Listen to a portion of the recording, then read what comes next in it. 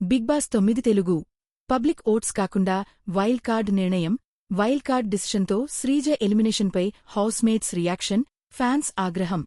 ఈసారి శ్రీజ దమ్ము ఎలిమినేషన్ జరిగింది కానీ ఇది పబ్లిక్ ఓటింగ్ ఆధారంగా కాకుండా వైల్డ్ కార్డ్ కంటెస్టెంట్స్ నిర్ణయం ద్వారా జరిగింది. Shocking twist. హోస్ట్ నాగార్జున ఈ వారం ఎలిమినేషన్లో ట్విస్ట్ ఉందని ప్రకటించారు. పబ్లిక్ ఓట్స్ బదులుగా కొత్తగా వచ్చిన వైల్డ్ కార్డ్ ఎంట్రీస్కు ఓ పవర్ ఇచ్చారు.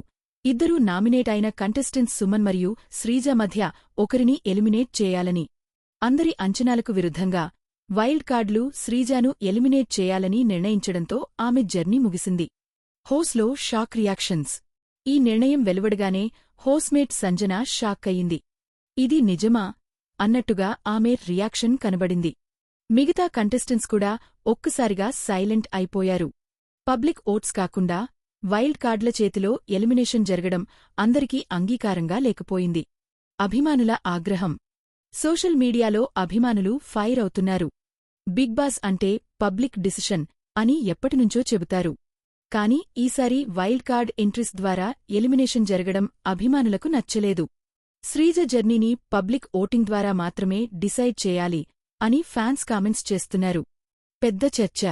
ఈ ఎపిసోడ్ తర్వాత బిగ్ బాస్ తెలుగు సీజన్ 9లో ఫెయిర్నెస్పై పెద్ద చర్చ మొదలైంది. వైల్డ్ కార్డ్ ఎంట్రీస్కు ఇంత పవర్ ఇవ్వడం సరైనదా? పబ్లిక్ ఓట్స్ విలువ తగ్గిపోతుందా అనే ప్రశ్నలు లేవుతున్నాయి.